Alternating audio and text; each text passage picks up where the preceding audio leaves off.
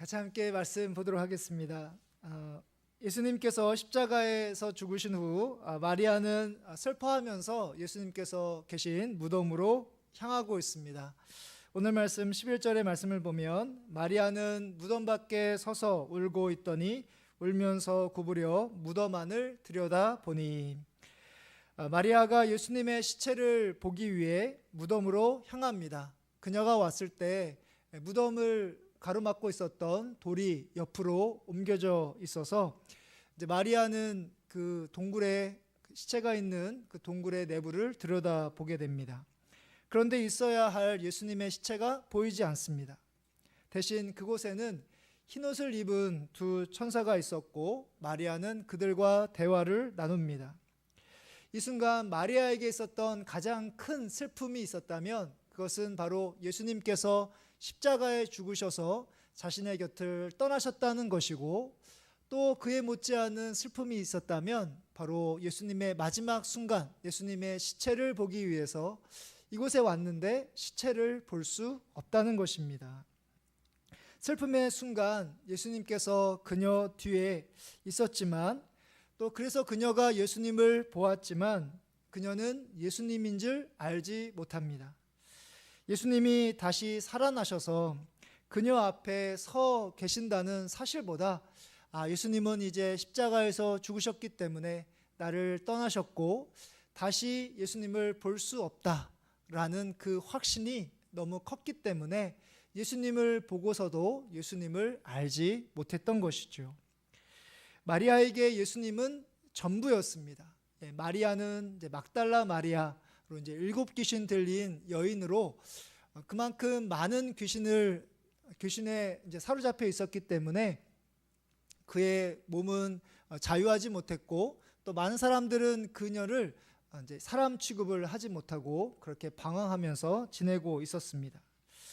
예수님이 그런 그녀에게 찾아오셔서 온전하게 하셨기 때문에 바로 이 마리아에게 있어서 예수님은 모든 삶의 전부였습니다.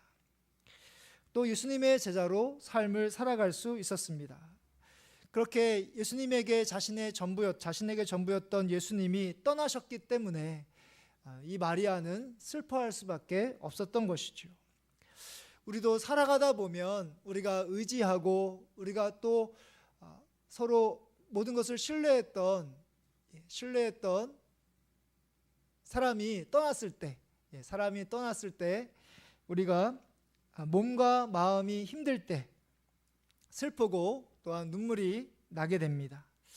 이런 우리의 슬픔이 육신을 지닌 존재로서의 연약함, 우리가 육신을 가지고 있기 때문에 슬퍼할 수밖에 없는 존재이기도 하지만, 이 슬픔이 영적인 것은 아닌지 우리는 우리 자신을 살펴보아야 합니다.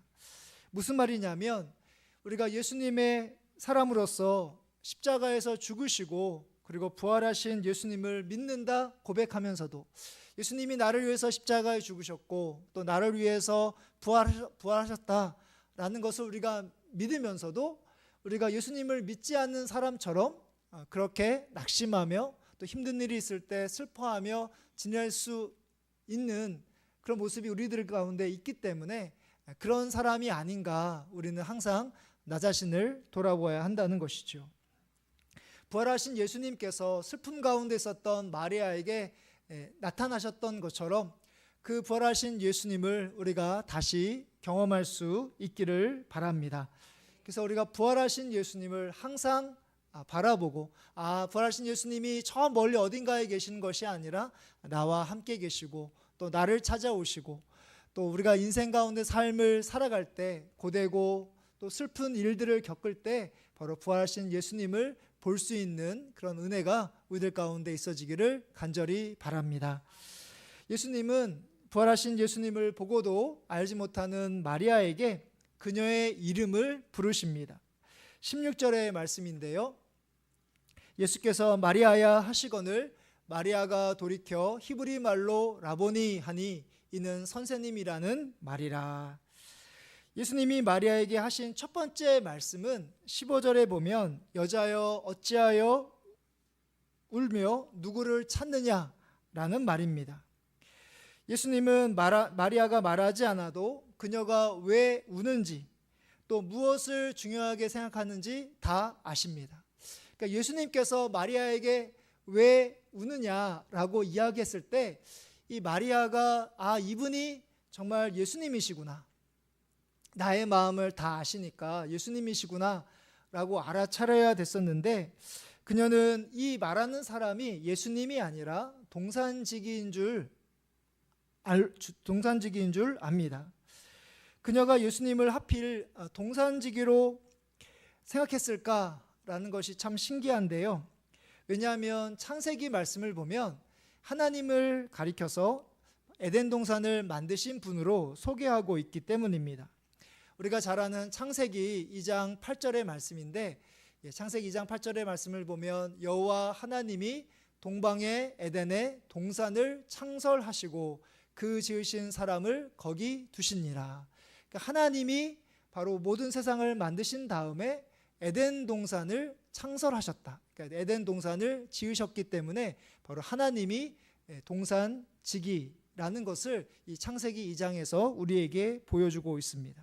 물론 이 창세기 2장에서 이야기하는 에덴 동산과 오늘 말씀에 나와 있는 이 무덤이 있는 동산이 똑같은 것은 물론 아니지만, 예수님은 이 마리아가 그분을 동산지기로 알고 또한 시신을 어디 두었는지 말해달라는 요청에 대해서 아무런 반응도 하지 않습니다. 그 대신 그녀의 이름 마리아를 부르십니다. 자신의 이름을 부른 이 순간부터 그녀는 이분이 예수님이신 줄 알게 됩니다.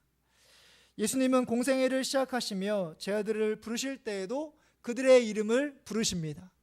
이미 예수님께서는 그 제자들은 물론 예수님을 알고 있었지만, 예수님은 그 제자들을 개인적으로 만나기 전부터도 예수님은 제자들의 이름을 이미 다 알고 계십니다. 그리고 기억하시는지 모르겠지만 예수님께서 예루살렘에서 십자가를 지시기 위하여 가시는 중에 여리고를 들르실 때가 있었습니다. 여리고를 들르셨을 때 삭개오라는 사람을 만나거든요. 삭개오는 예수님을 알고 있었지만, 근데 예수님은 삭개오를 개인적으로 만난 적이 한 번도 없었습니다. 근데 그 삭개오를 향하여 예수님께서 삭개오야, 그 나무에서 내려오라 라고 하시면서 바로 삭개오의 이름을 부르셨던 것을 저희가 기억합니다. 그러니까 우리가 하나님을 창조주 하나님 이렇게 우리가 이야기하잖아요. 하나님이 이 세상을 만드신 분이시다라고 우리가 알고 있는데, 물론 하나님께서 이 세상을 만드신 것은 맞지만 히브리서 말씀을 보면 하나님께서 이 세상을 만드실 때 예수님이 함께 하셨다.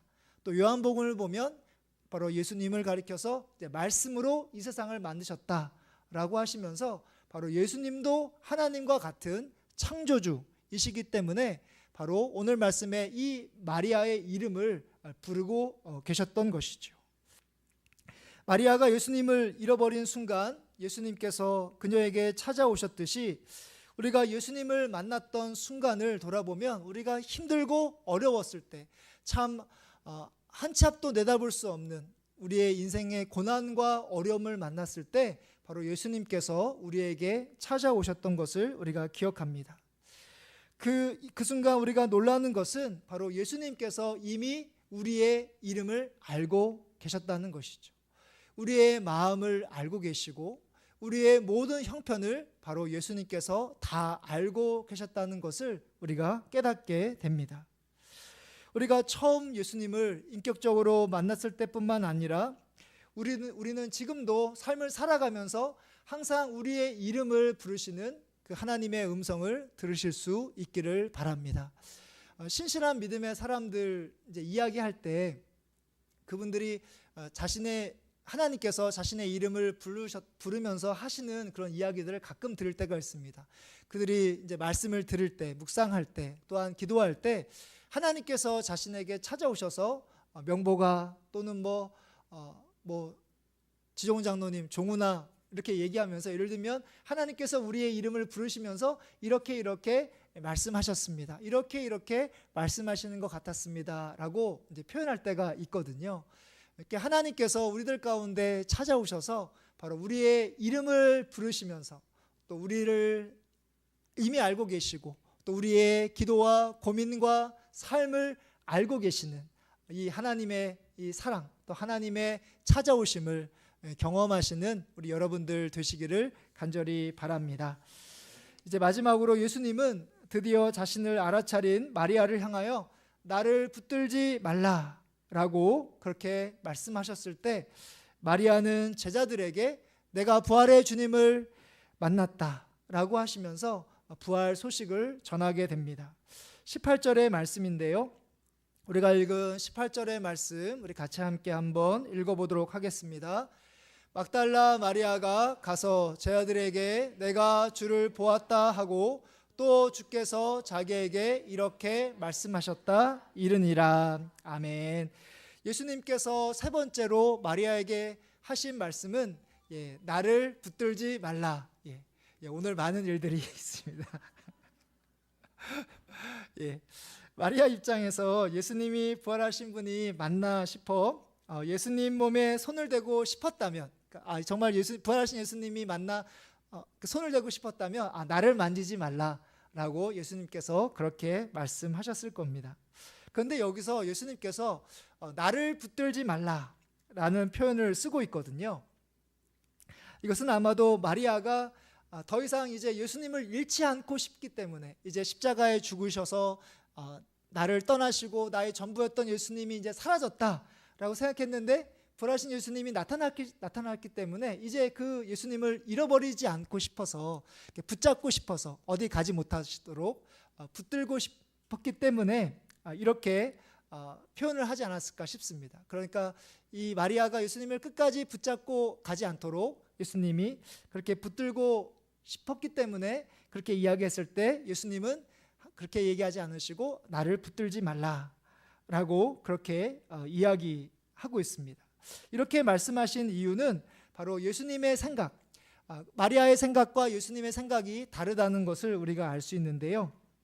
예수님에게 있어서 중요한 것은 바로 이 마리아 곁에 영원히 남아있는 것이 예수님에게 있어서 중요한 것이 아니라 바로 예수님이 부활하셨다, 예수님께서 십자가에 죽으셨다가 다시 살아나셨다는 이 부활 소식을 이 마리아뿐만 아니라 모든 사람들에게 전해지는 것을 예수님께서 원하셨기 때문에 이 마리아를 향하여 나를 붙들지 말라라고 그렇게 마리아에게 이야기하고 있었던 것이죠. 그러자 마리아는 부활하신 예수님을 이제 뒤로 하고 예수님을 붙들지 않고 남겨두고 제들에게로 가서 내가 주를 보았습니다, 또 주께서 자기에게 하신 말씀을 제자들에게 전하게 됩니다. 예수님은 우리가 그분을 주님이자 또한 전부로 알고 믿기를 원하시지만 예수님을 우리 곁에 그냥 계속해서 두고만 있지를 원하지 않으십니다. 그렇게 된다면 우리는 아무것도 하지 않고 그냥 예수님과 그냥 같이 함께 있고 또 우리가 예수님을 옆에 두고 예수님을 통해서 우리가 얻기를 원하는 것, 내가 원하는 것을 얻고자 하는 것을 계속해서 예수님을 통해서 얻으려고 할 것입니다. 우리가 즐겨 부르는 찬송가 가운데 442장 저 장미꽃 위에 이슬이라는 찬송가가 있는데요. 제가 좋아하는 찬송가 중에 하나인데 그 중에 3절을 보면 오늘 말씀을 묵상하면서 이런 3절이 생각났습니다. 3절에 보면 밤 깊도록 동산 안에 주와 함께 있으려 하나 괴로운 세상에 할 일 많아서 날 가라 명하신다 라는 찬송가가 떠올랐습니다. 오늘도 이제 동산이었고 또 이 마리아는 예수님과 같이 함께 있으려고 했던 마음이었지만 예수님께서는 마리아를 향하여 나를 붙들지 말라라고 하시면서 세상으로 가서 부활하신 나를 전하라 라고 명하시는 예수님을 보게 됩니다. 우리가 이렇게 바쁜 삶을 살아가는 가운데 이 수요일날 오전의 시간을 주 앞에 나와서 기도하는 것도 바로 우리가 살아계신 하나님을 만나는 것이 물론 가장 중요하지만 하나님께서 우리에게 주시는 은혜를 경험하는 것이 가장 중요하지만 그것으로 끝나는 것이 아니라 그것으로 만족하는 것이 아니라 그것을 가지고 세상으로 가기 위해서 세상으로 가서 아직도 예수님을 믿지 않는 사람들에게 예수님을 전하고 또 내가 예수님 믿는 삶을 살아가는 것을 보여주고 그들이 예수님을 믿게 하기 위해서 우리처럼 부활의 예수님을 만나게 하기 위해서 우리가 이 자리에 나왔다는 사실입니다. 그러니까 부활하신 예수님을 전하는 것, 세상으로 가서 전하는 것이 바로 우리가 부활하신 예수님을 만난 그런 삶 가운데 가장 귀한 모습이라는 것이죠. 말씀을 마무리하려고 합니다. 우리가 연약하고 슬퍼할 때 부활하신 예수님을 믿는 믿음으로 이겨나가시기를 바랍니다. 우리가 연약하기 때문에 우리가 바라고 원하는 일들을 겪지 못할 때 우리가 슬퍼하고 힘들 수 있습니다. 그럴 때 그냥 우리가 슬퍼한 채로 내버려 두는 것이 아니라, 그렇게 지내는 것이 아니라 부활하신 예수님으로 말미암아 그 슬픔이 기쁨으로, 또 낙심이 절망이 소망으로 바뀌어지는 그런 은혜가 우리들 가운데 있어지기를 바랍니다. 우리에게 찾아오시는 예수님은 우리의 이름을 알고 계시고 우리의 마음을 알고 계시고 또 나보다 나를 더 잘 아시는 그런 예수님이 우리에게 날마다 찾아오십니다. 세상 사람들이 생각하는 휴일인 크리스마스를 그냥 보내는 것이 아니라 이 세상 가운데 바로 복된 소식, 우리를 구원하시기 위하여 이 땅에 오신 예수 그리스도, 십자가에 죽으신 것으로 끝나지 않고 부활하신 그 예수님을, 그 복된 소식, 좋은 소식을 세상 가운데 믿지 않는 사람들에게 전하시는 이 대림절, 성탄절 기간 되시기를 주님의 이름으로 축복합니다.